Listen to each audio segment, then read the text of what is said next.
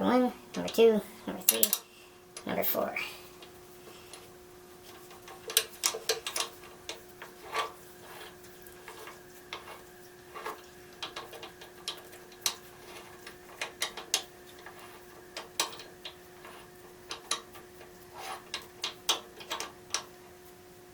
Number 4.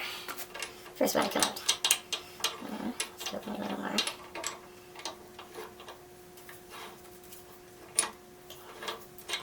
This will be number 2. Okay, so now I move it sideways.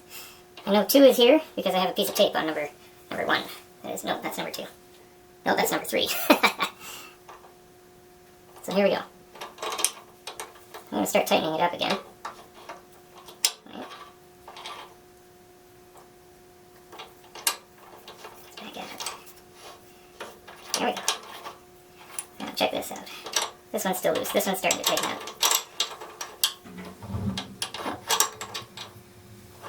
Now, I can see the teeth in here. I can see where this is wanting to grab on. I'm going to skip that one.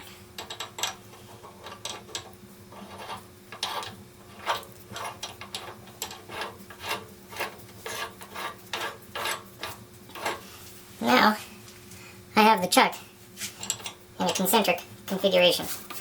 I can't put these two in because they won't join up properly. I have to rely on the 2 jaw teeth to hold my work. Allow me to demonstrate. There. Now what I've done is I've tightened my piece into the 2 jaws, and they're holding quite well. Nice and tight. And, you know, I trust it. I know how firm they hold. And it's not so large that I'm not getting enough of the tenon. I mean, I have a good bite on that.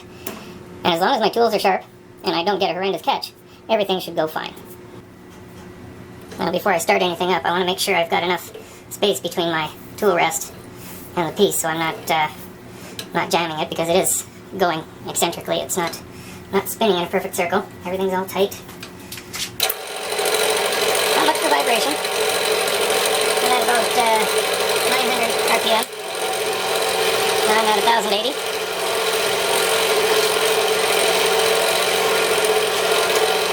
It's nice gentle bites.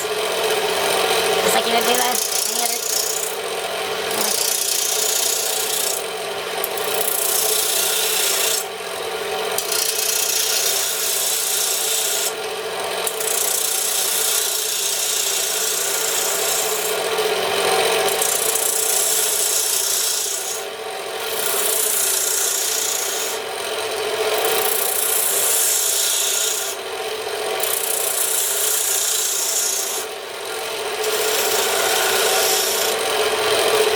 I'm not really making anything, I'm just kind of demonstrating it.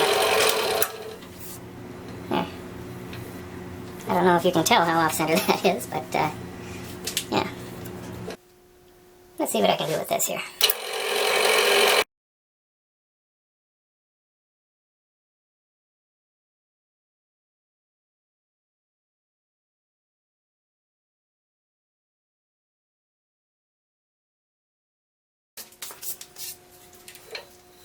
Well, I don't know what it is, so I'm going to call it art. Oh, and another thing. Let me show you here. Taking that out. Now if I want to, I can mark. This is my number 1. I'll put a little mark on there. There. Now I've got a little mark on there showing that that's where that is. Now what I'm going to do, I'm going to give that a spin. There.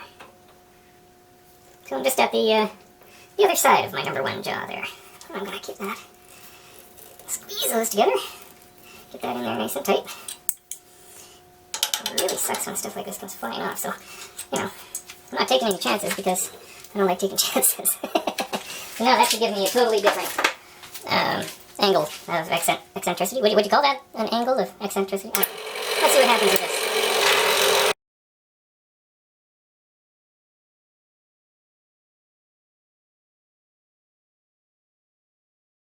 There we go. That's all I wanted to do. Let me get this out of the chuck and I'll show you a close-up. There you go. Like I say, really rough. This was a demonstration video more than anything. This was that last one I did when I changed the, when I turned it around in the chuck. So it gave it some really neat shapes. I'm kind of looking forward to playing with that some more A lot of this was inspired by Al Furtado, who made a jig, which is really cool. But anytime you put something in between the machine and your piece of work, in my opinion, in my opinion, let me try that again. In my opinion, anytime you put something between the machine and your piece of work, you're giving yourself one more piece that could potentially fail. I know what the machine does. I know how strong the jaws hold, relatively. You know, like, I wouldn't try that on a really large bowl, but something like that. 2 jaws is more than enough. I mean, look at the size of the things I've seen people turn on with worm screws. Anyway. Eccentric. That's me.